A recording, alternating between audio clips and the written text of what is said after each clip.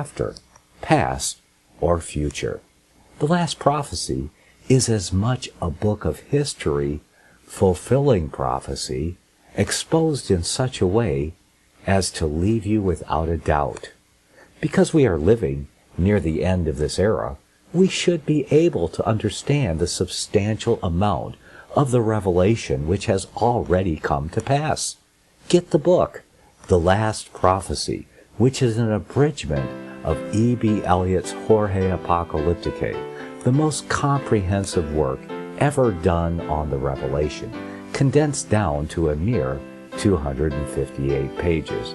You will come away with numerous, incontrovertible revelations into the book of Revelation to easily dispel all of the futurist confusion which has become so popular over the last century. Visit the shopping page at FirstAmendmentRadio.com to get your copy. Get 20% off when you buy it at the FirstAmendmentRadio.com shop.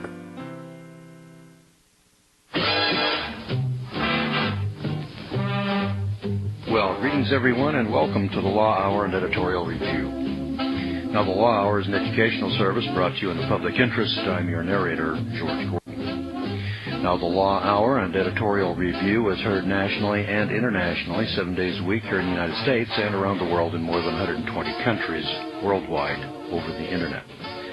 For more information about the Law Hour and Editorial Review, please visit our webpage at georgegordonlaw.org. Again, that's georgegordonlaw.org.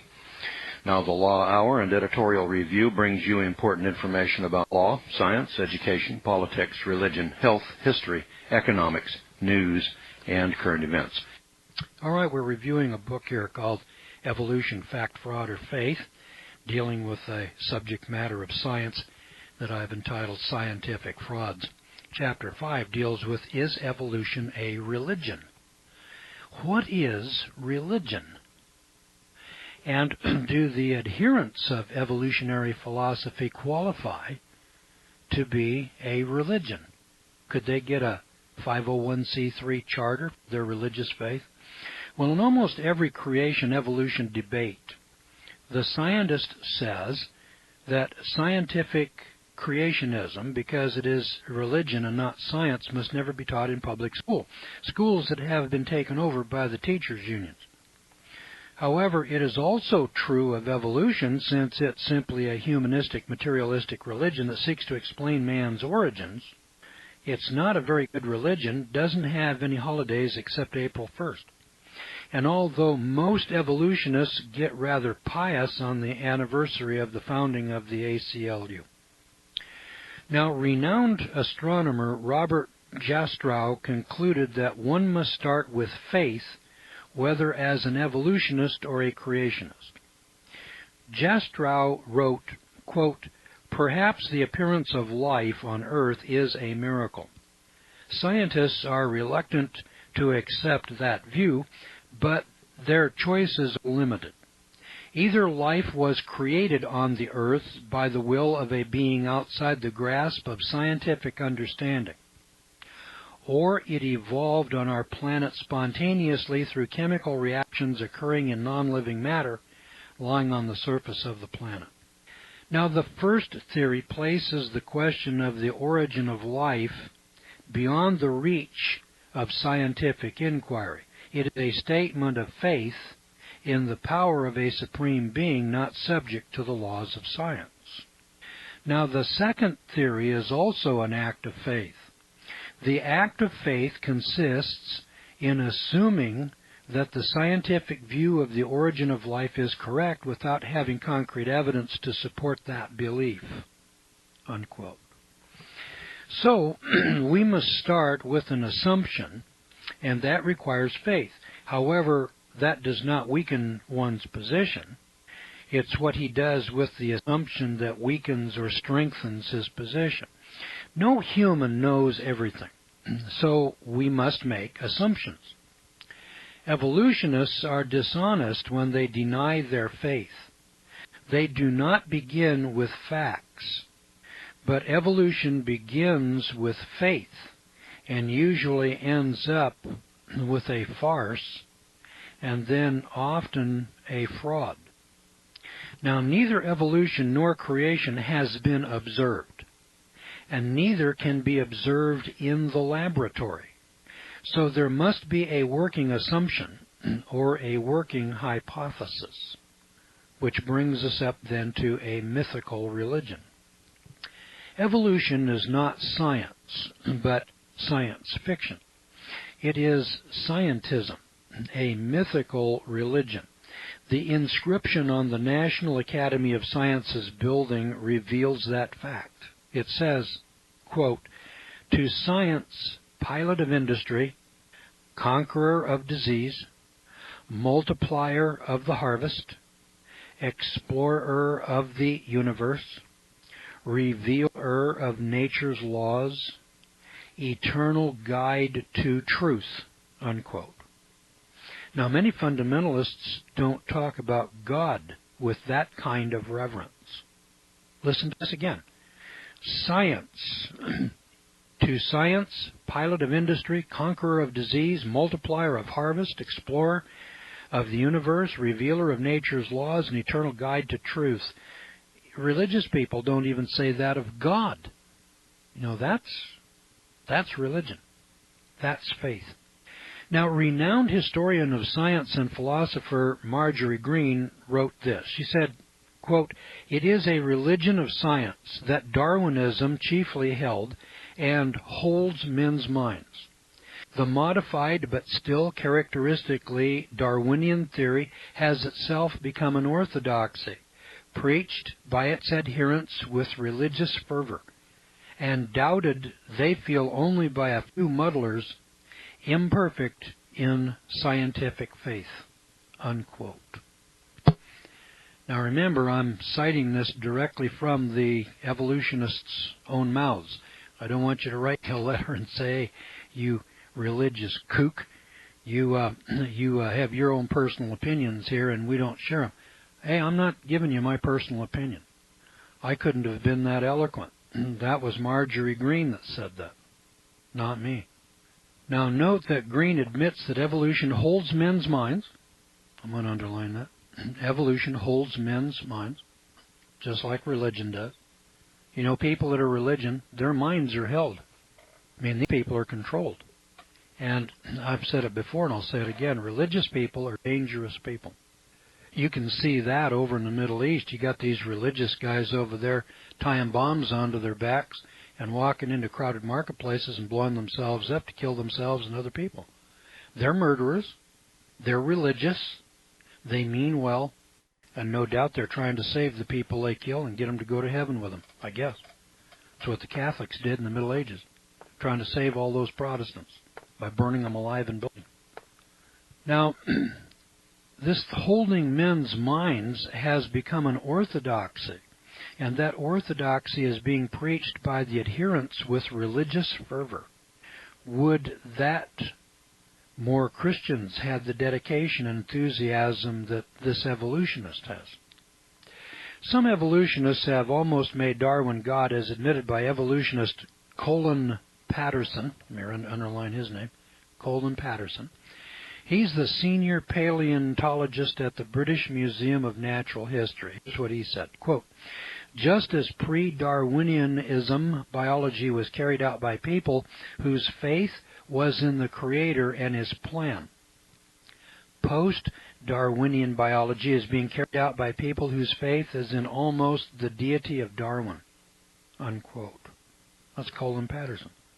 I surely would not want to base my eternity or eternal destiny on the speculations, guesses, and wild theories of Charles Darwin.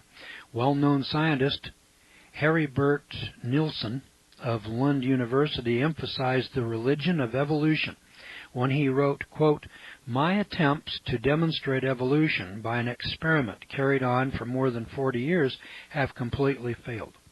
It is not even possible to make a caricature of an evolution out of paleobiological facts. The idea of an evolution rests on pure belief," unquote. Now that is religion. If you want to impress people, and especially if your argument is anemic, you could start with, quote, science has proved, or, quote, scientists believe. These statements are used to help support an unsupportable argument. They're used to preempt a rebuttal. And you can get away with almost any statement when you're dealing with the unsophisticated, unenlightened, and the uneducated. Okay, so remember this. Science has proved, or scientists believe. Let me ask you this. Let's suppose that a religious guy came along, say Billy Graham, and he said, religious people believe. Well, you'd say he was a religious nut, wouldn't you? Religious people believe. Scientists believe. Or what if we said, the Bible has proved? Well, these guys say, well, science has proved. Now remember, I showed you from the dictionary here, science is knowledge. Well, knowledge, it could be true or it could be false. I mean, people have knowledge, don't they? They have political knowledge, and they voted for Barack Obama. But I noticed now his ratings are falling. People have knowledge about voting in Congress and members of Congress, and Congress's approval rating is now down to 11%. It's a historical low. Historic low. But these people have knowledge of Congress. Does that make Congress true? Does it make it a religion? Does it make it true, accurate, and correct? You can have true knowledge or you can have false knowledge. Let me give you a little illustration here as to what science is when we deal with knowledge or we deal with time. We must not forget that there are errors in scientific thought. The opinions of scientists change so rapidly that it is reported that the library of the Louvre in Paris contains 3.5 miles of bookshelves holding volumes of science that have become obsolete in just 50 years. Can any of you point to a science book that's 50 years old? Can you name one? Is it still being used in your college or high school? 50-year-old science textbook. Now, the Bible is still being used after, 3,300 years. After 3,000 years, it hasn't changed. Well, except in modern times, we've dropped 64,000 words out of the Bible and a few verses and a few chapters in the new modern versions. But if you take a look at the original, or you take a look at the King James, it's still the same. It's been there telling us the same story for thousands of years. But take a look at science books. Now, the reader may recall the famous list of 51 scientific facts published by the French Academy of Science in 1861, all of which contradicted some statement in the Bible. Those few score years have gone by, and not one word of the Bible has been changed. And in those same few score years, the knowledge of science has so vastly increased that there is not a living man of science today who holds one of those 51 so-called facts that were at one time advanced in refutation of the inspiration of Scripture. Did you know that? That was in 1861, and the French Academy of Sciences came out, took up 51 positions against the Bible. And today there isn't a scientist anywhere who would adopt or would hold to any one of those 51. And we're only talking about 140 or 50 years, aren't we? All right, so now let's take a look at reality here for what it is. Science is knowledge, but some of that science is false knowledge, and those 51 positions taken in 1861 were very knowledgeable at the time, but they were false knowledge. So one of the hallmarks of science is that while science is knowledge, some of the science that we call knowledge is false. And after about 10 years, the science textbook is no longer usable. Science textbooks have a lifespan of about 10 years. Then we have to replace them because they're full of errors. Now, if you want to hold to that, that's fine, but, I just wanted to point out to you that it doesn't make it true just because you believe it. It isn't true just because I say it.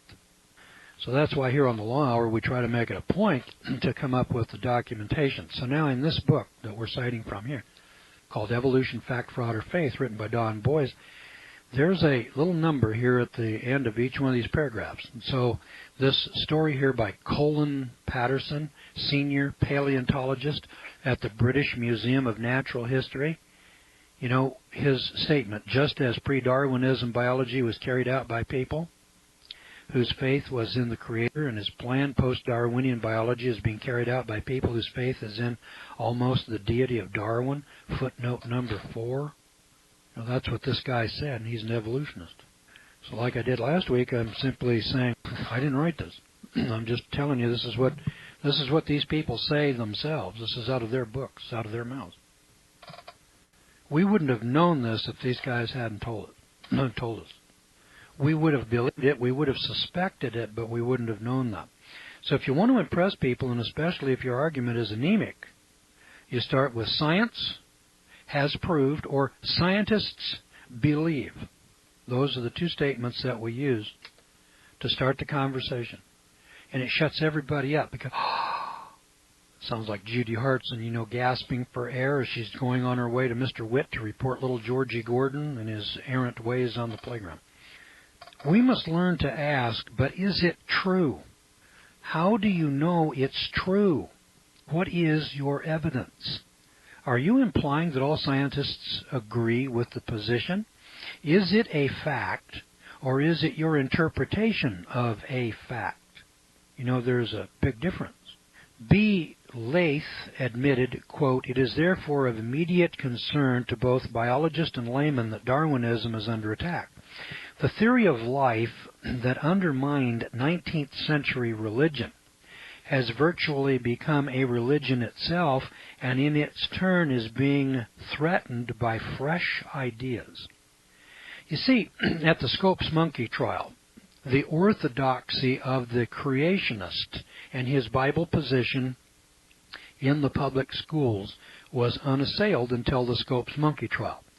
And Clarence Darrow came in and said, we believe that evolution should come into the school and be treated on at least an equal footing with creation. And the legislature and the creationists said, no way, Jose. Now, evolution has displaced creationism in the school. So now the creationists are coming to the door and saying, we think that creation, or in some cases special intelligence, should be taken and taught on at least an equal basis with evolution, and the evolutionists are now saying, no way, Jose. So you've replaced one religious ideology with another religious ideology. Creationism has been replaced by evolution. Now the better argument is creation. An even better argument is biblical creation. Not the theistic evolution, not the theistic creation evolution that we talked about in the last program, but rather, why don't we just look at it as pure science? And then we wouldn't be in an argument, would we? Now, evolutionist Julian Huxley admitted that his belief was the religion of evolutionary humanism. And so he actually hung a label on his. This is Julian Huxley. He's an evolutionist. And he called it evolutionary humanism. Humanism, by the way, is the official state religion of the United States. So says our Supreme Court. It's called secular humanism. Well, at least Huxley was honest, unlike most evolutionists. Okay, footnote number 7. Did Julian Huxley actually say that? Did he actually call it evolutionary humanism? Okay, well, that's chapter 5. Let me just flip over here and see if that's really true. Looking over here at chapter 5, number 7, J. Huxley, Religion Without Revelation, 1957, page 181. It was written by Huxley himself. So it isn't even written by somebody who said Huxley said.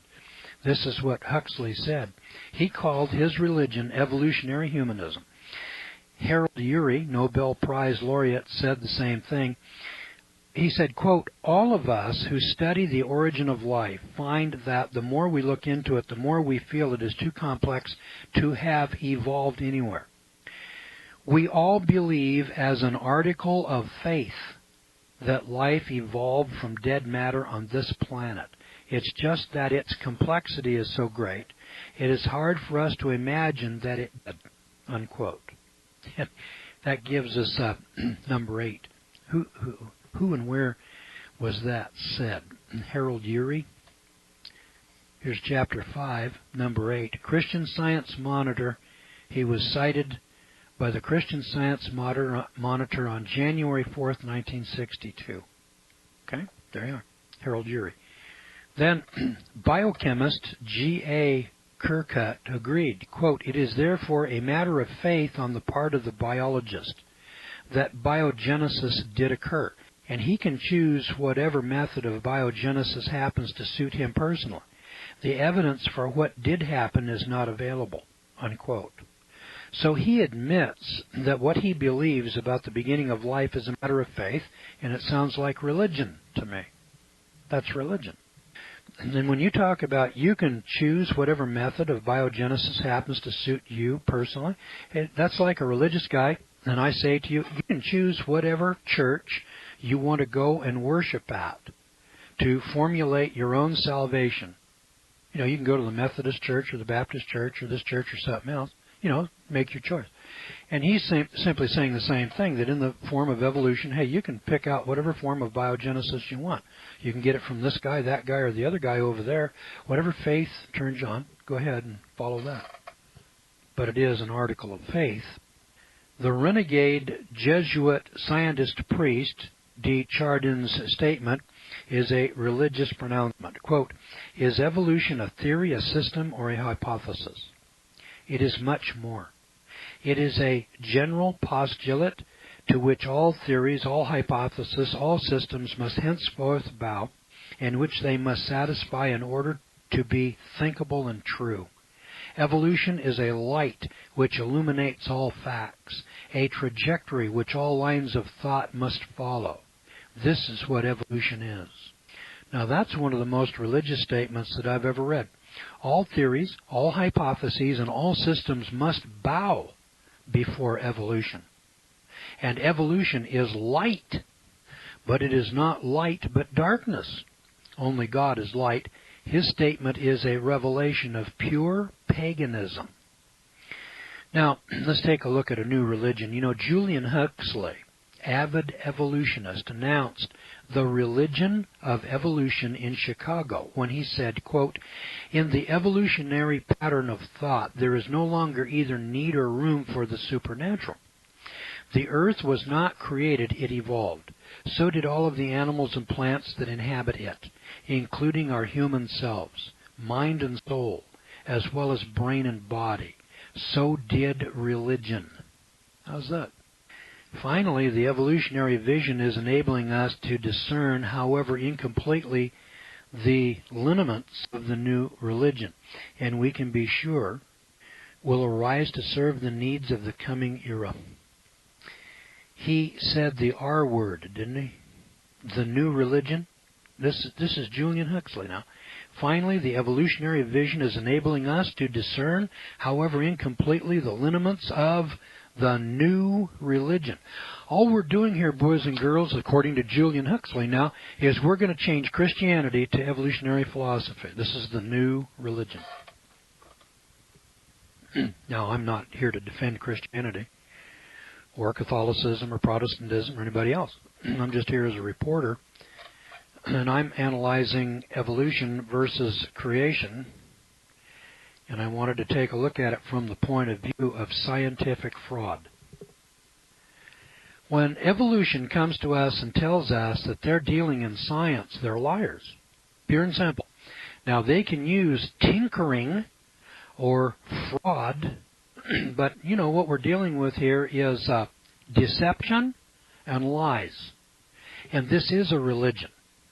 And that's what they're selling. So if you didn't want religion in your public schools, well, you got it now. It's not the conventional religion that we're used to, Christianity. Christianity has been dethroned and thrown out of the public schools, and in its place, we now have the new religion called evolution. Huxley co-authored a book with British evolutionist Jacob Bronowski, where they wrote quote, "A religion is essentially an attitude to the world as a whole. Thus evolution, for example, may prove as powerful a principle to coordinate man's beliefs and hopes as God was in the past."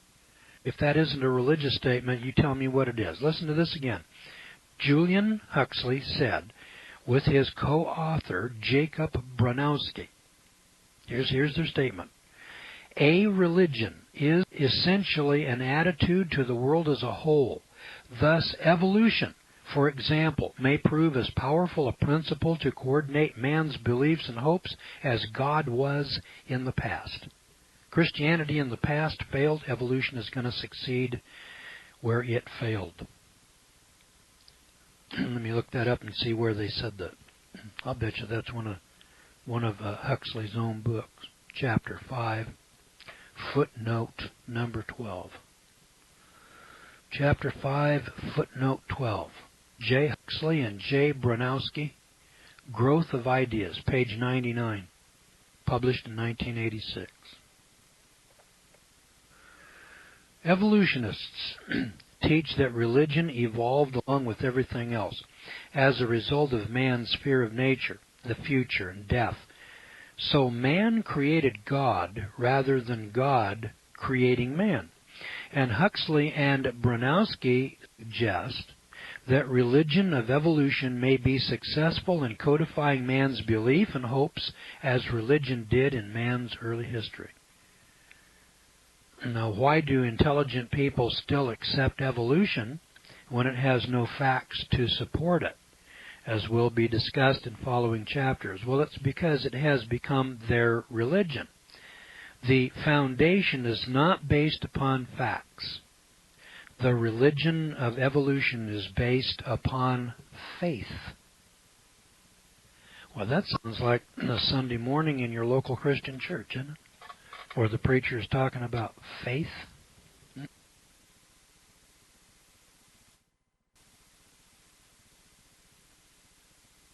The program you are listening to is 100% sponsored by you, the listener, on this First Amendment Rights Media channel.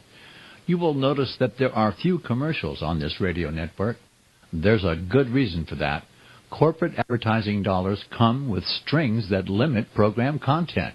So without your help, these programs cannot continue on satellite, internet, or our several affiliates. These programs are not commercially viable and must be supported by those faithful to the cause of truth. Look for the button to sponsor your favorite programs. We will also give you unlimited archive access to all of our programs. We're asking you to give much less than a tithe so that you may also send support directly to a particular program host, cause, and anywhere else the Spirit may lead you. Do all to the glory of our God and Creator, for His holy nation, the only kingdom that will last forever. Thank you for listening. Reviewing the book called Evolution, Fact, Fraud, or Faith, Don Boyce, Ph.D. We're on Chapter 5, Is Evolution a Religion? Now, the statements made by the evolutionists, some of the prime evolutionists. Let's see, who are some of these guys?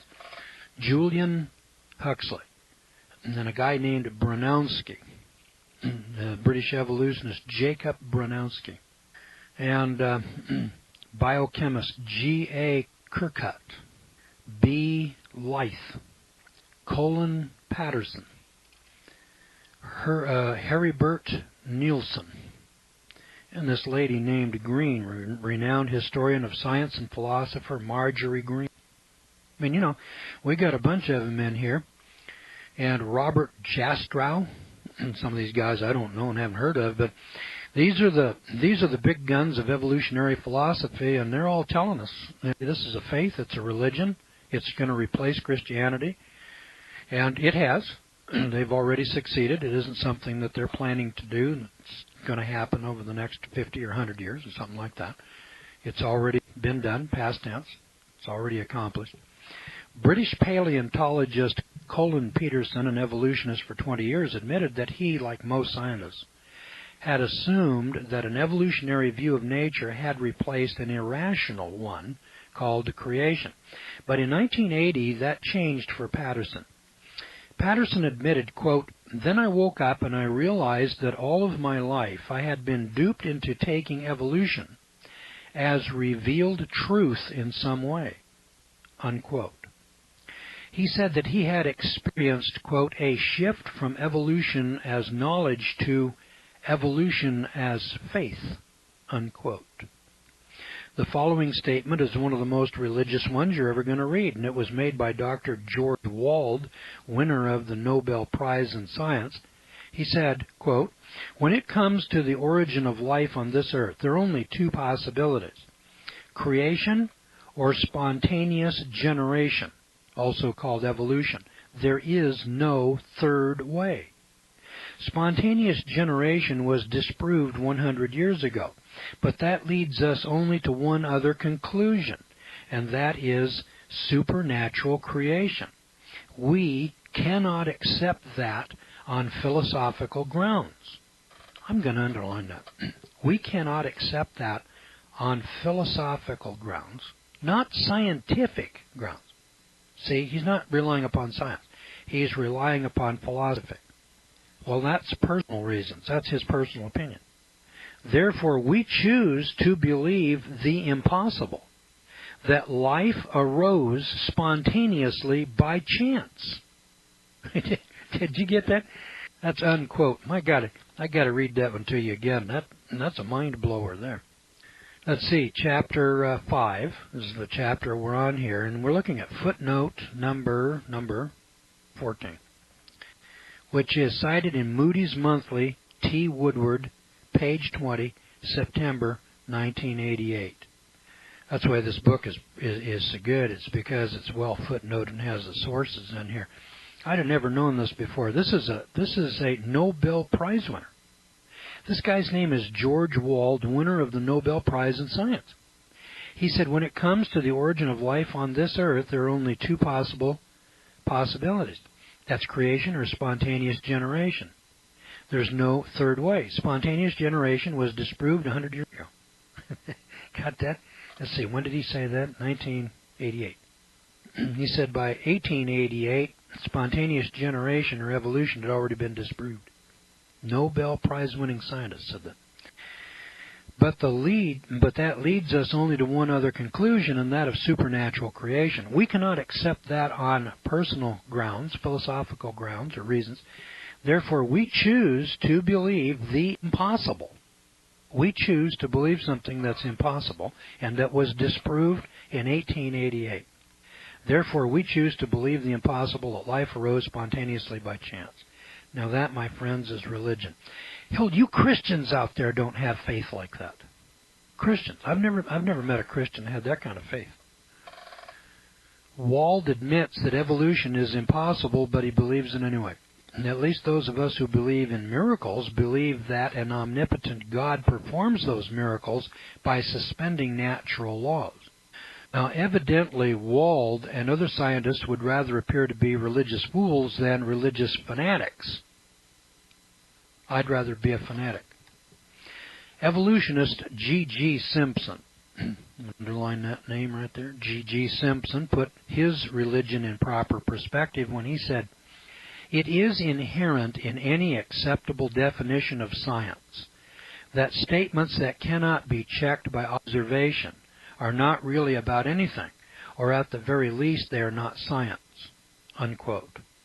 Well, if the teachings are not science as admitted by various evolutionists, then what are they? This is religion, pure and simple.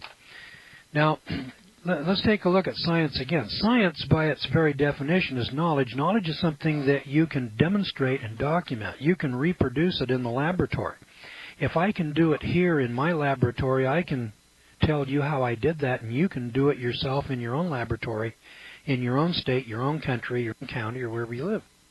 Now, these guys are pretty well-known people. You know, they write books, they get published, they get quoted in national and international newspapers. They're college professors.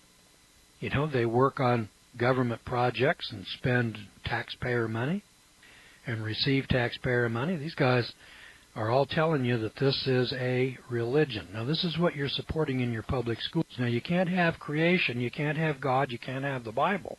That's religion in your public schools. But you can have evolution, and every one of these guys is telling you this is a faith, this is a religion. We can't prove it, we can't document it, but we all believe it, even though it's impossible. So evolutionist G.G. Simpson put his religion in proper perspective when he said, "It is inherent in any acceptable definition of science that statements that cannot be checked by observation are not really about anything, or at the very least, they are not science." They are not science. Now, what's the first thing that these guys say? They say, well, science, or science believes, or science proves, and scientists believe. Well, just because scientists believe it doesn't mean that it's checked, proved, demonstrated, or scientific. It just means that this is our faith and this is what we believe. That's religion. Famous British biologist and evolutionist L.H. Matthews, let me underline L.H. Matthews here, wrote the introduction to the 1971 edition of Darwin's Origin of Species.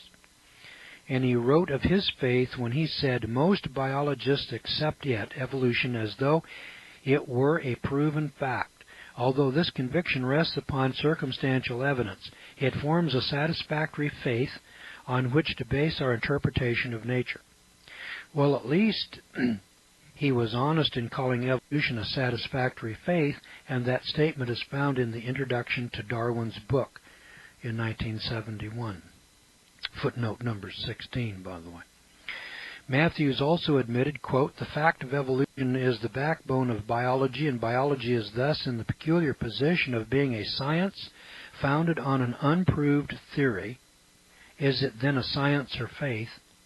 Belief in the theory of evolution is thus exactly parallel to belief in special creation. Both are concepts which believers know to be true, but neither up to the present has been capable of proof," unquote. Other than this fact of evolution being the backbone of biology, the statement is generally true. However, Christians accept the Bible as complete proof and scientific evidence as supporting proof. We can do without the science, but not without the Bible. Physicist Dr. Wolfgang Smith, I'll underline that, Dr. Wolfgang Smith, agrees that evolution is religion. He wrote, "The point, however, is that the doctrine of evolution has swept the world, not on the strength of its scientific merits, but precisely in its capacity as a Gnostic myth. It affirms in effect that living things created themselves, which is in essence a metaphysical claim. Thus, in the final analysis, evolution is in truth a metaphysical doctrine decked out in scientific garb." Dr. Smith characterizes evolutionists as priests rather than objective seekers of scientific truth. Evolution is a religion, a cult that doesn't require church attendance, godly living, or tithing. More and more rabid evolutionists are admitting that evolution is a religion based upon faith, not facts. Evolutionist Kenneth H.S.U. Ever going to pronounce that? Hesu? Kenneth H.S.U. quoted evolutionist Paul Feyerabend approvingly when he wrote, quote, "I agree with him that Darwinism contains wicked lies. It is not a natural law formulated on the basis of factual evidence, but rather it is a dogma reflecting the dominating social philosophy of the last century," unquote. L.T. Moore of the University of Cincinnati wrote, "Our faith in the doctrine of evolution depends upon our reluctance to accept the antagonistic doctrine of special creation," unquote. Moore also confessed, quote, "The more one studies paleontology, the more certain one becomes that evolution is based on faith alone, exactly the same sort of faith which is necessary to have when one encounters the great mysteries of religion." Unquote. Webster's dictionary defines faith as an unquestioning belief, specifically in God, religion, etc. The etc., etc. covers the religion of evolution. The definition of religion is a cause, principle, or system of beliefs held to and with ardor and faith that also describes evolution. How do you like that? So those are the admissions from many of the evolutionists themselves. Now, we want to take a look at what truth is. What is the truth? Well, mankind needs something authoritative in which he can believe, something that never changes, and something that can be defended against outrageous attacks.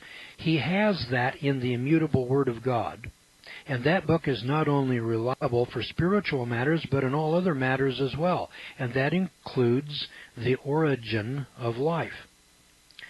Notice that God makes it very clear that He created everything as is recorded in Genesis 1 and Genesis 2. And it is confirmed in Nehemiah 9, verse 6, where it says, quote, "Thou, even thou, art Lord alone. You have made heaven, the heaven of heavens, with all their host, the earth, and all things that are therein, the seas, and all that is therein, and you preservest them all, and the host of heaven worshipeth thee."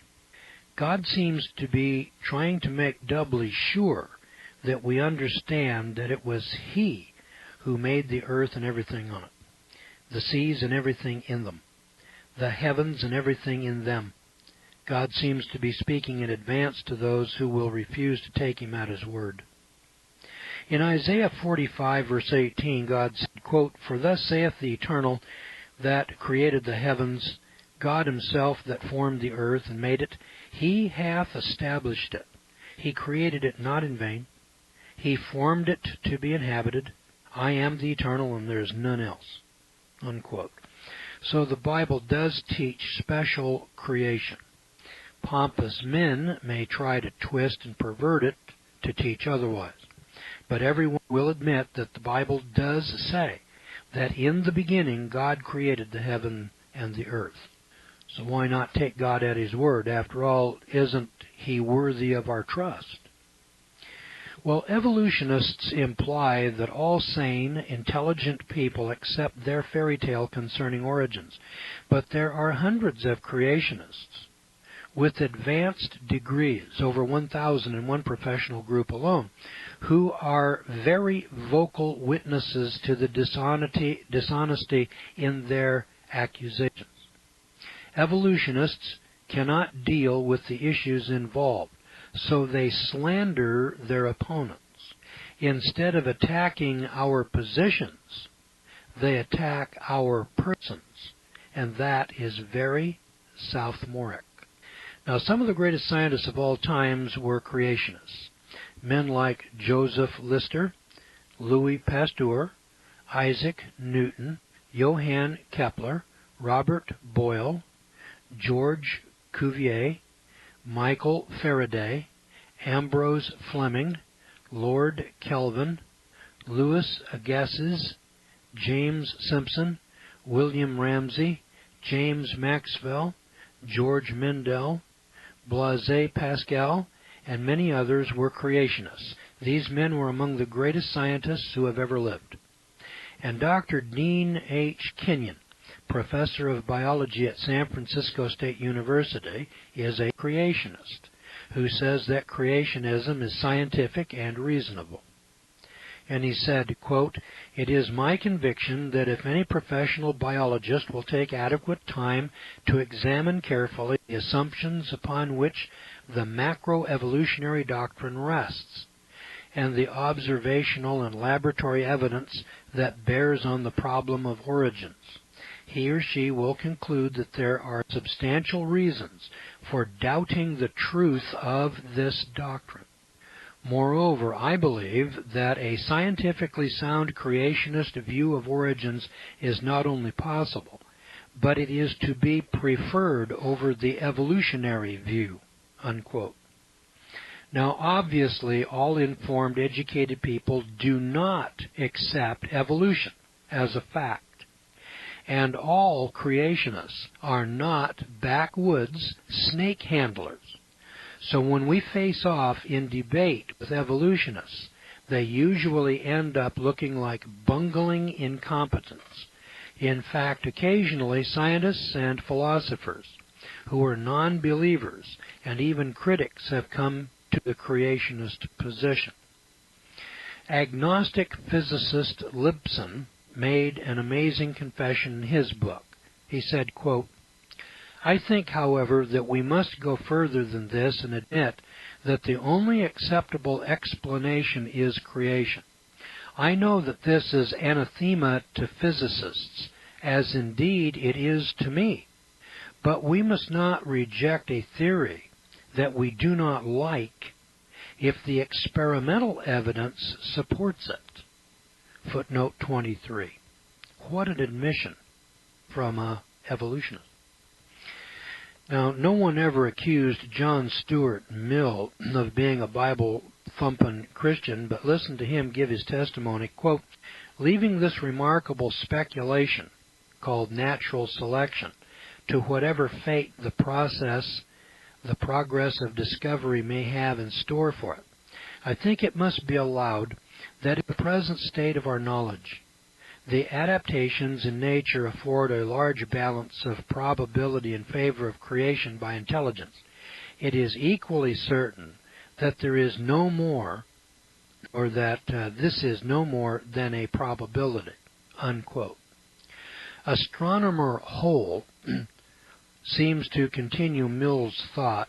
He said, "Rather than accept the fantastically small probability of life having arisen through the blind forces of nature, it seemed better to suppose that the origin of life was a deliberate intellectual act. By better, I mean less likely to be wrong." Unquote.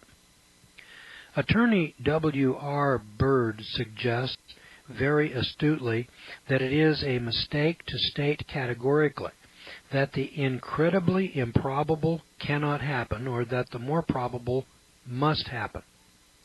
There is a battle going on between creationists and evolutionists, and some honest evolutionists are being converted to our position without being converted to Christ, and that is a tragedy.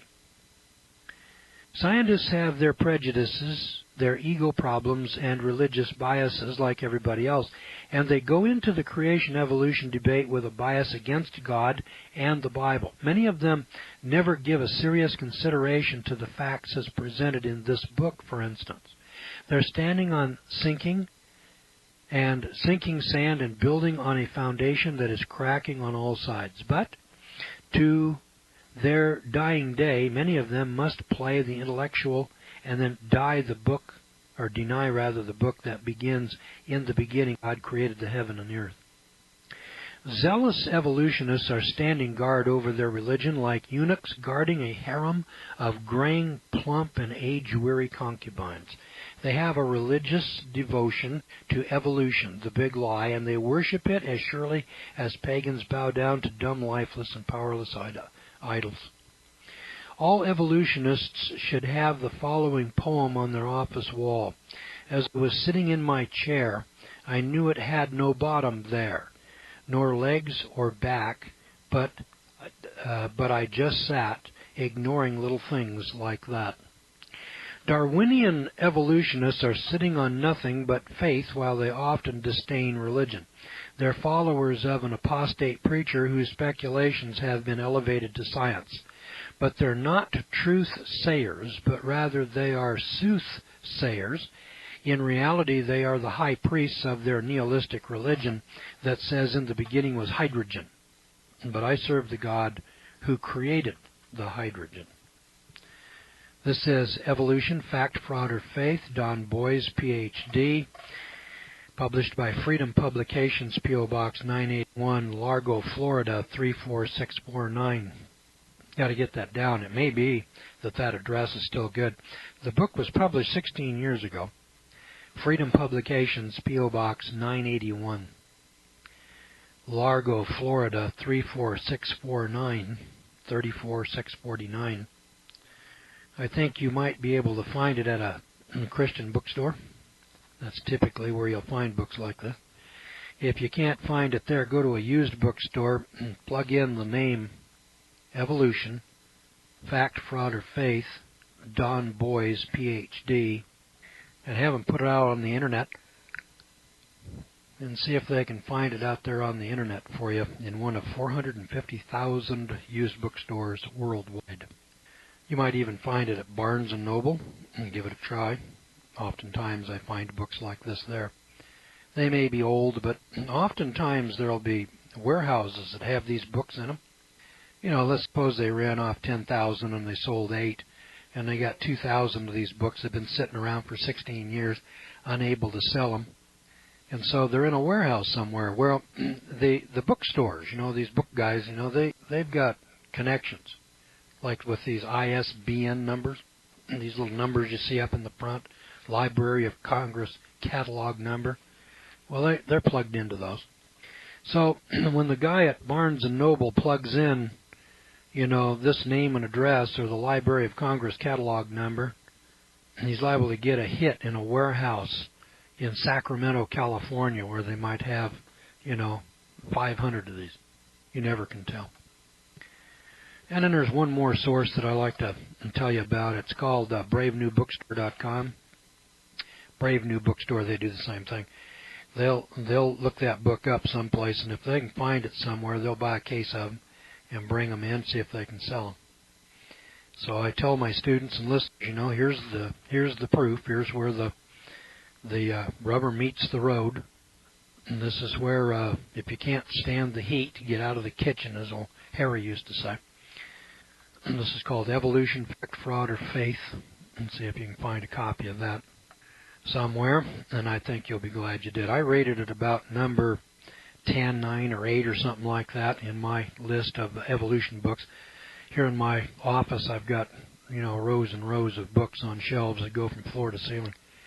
And I've got a line of Book of Revelation books. I've got a line over here of all kinds of New Age Bibles. I got another line of evolution books over here.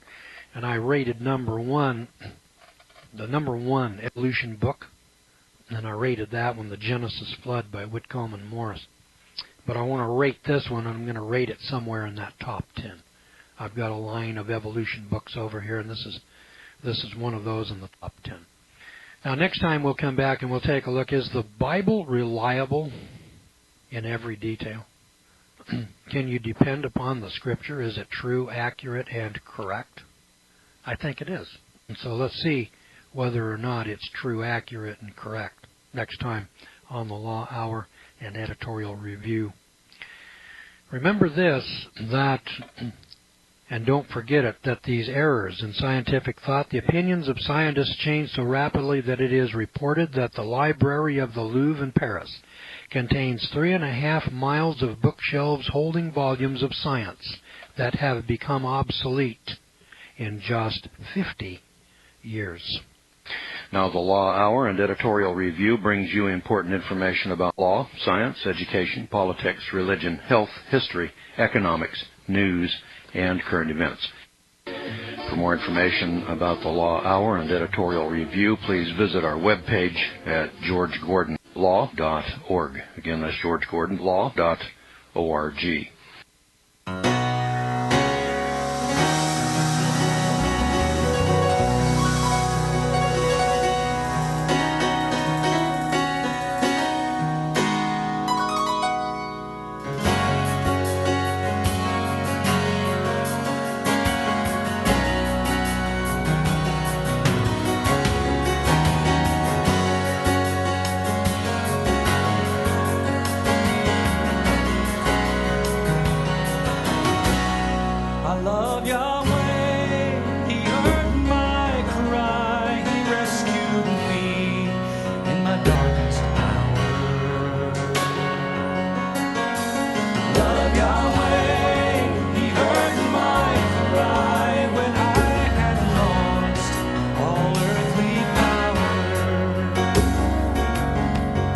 Lifted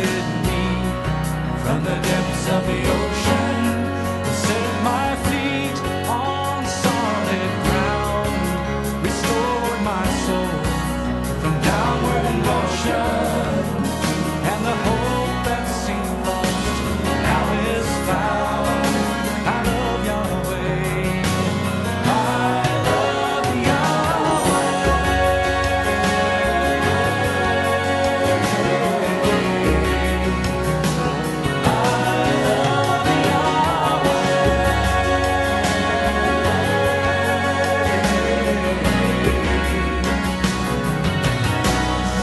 Judgment came, the gavel fell, the righteous waned, and I was stranded.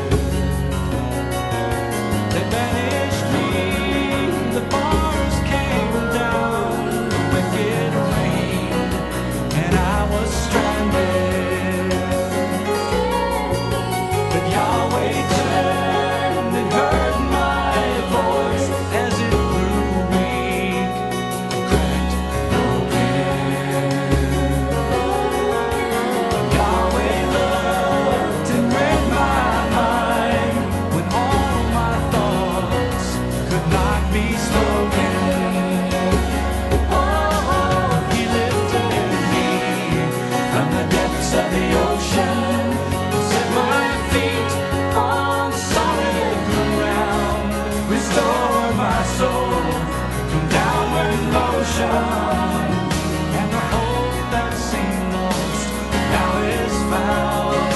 His servant is on the rebound. I love Yahweh, and I love Yahweh.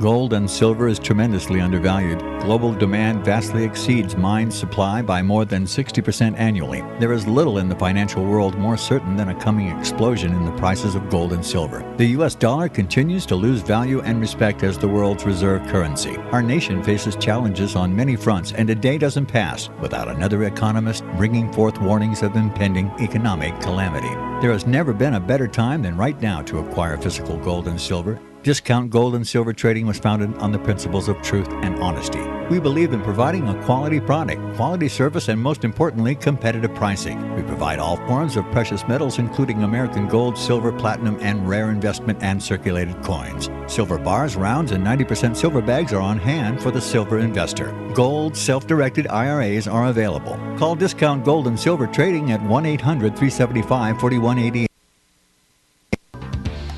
Hear it first on FirstAmendmentRadio.com and FirstAmendmentRadio.net. American Family News, I'm Rusty Keith. Officials say more than 20 people have been injured and some homes have been destroyed by a severe storm that hit the small Texas town of Van. Forecasters say it likely was a tornado that struck last night about 70 miles southeast of Dallas. It was one of a number of tornadoes or serious storms that swept through the Midwest and the Great Plains over the weekend. Earlier in the day, Sunday, another tornado ripped roofs off buildings near Denton, about 40 miles northwest of Dallas. Leaders of Mideast Gulf countries will meet with President Obama at a summit in Maryland this week. Carlotta Bradley has more. The leaders are looking to President Obama to promise more than words and weapons. They want commitments the U.S. has their backs at a time when the region is under siege from Islamic extremists. Syria continues to unravel, Iraq is volatile, and Yemen is in chaos. A high-level Saudi official told the Associated Press his country wants a defense system and military cooperation similar to what the U.S. affords Israel. The United Arab Emirates ambassador to the U.S., they're looking for some kind of security guarantee. The summit is Thursday at Camp David, Maryland. Carlotta Bradley, Washington. Trade is front and center in the Senate this week. Senate Majority Leader Mitch McConnell set a test vote for tomorrow on fast-track legislation. It would allow Congress only to approve or reject, not change, the Pacific trade deal that the administration is currently negotiating with 11 countries. It would cement and enhance our role in the world's fastest growing region. But while McConnell and other Republicans back the president's push for the measure, most Democrats oppose it and could block it. Fearful American jobs would be lost, and financial and environmental rules will be watered down. Jerry Bodlander, Capitol Hill. According to a marriage and family researcher, fatherlessness and the influence of the media were major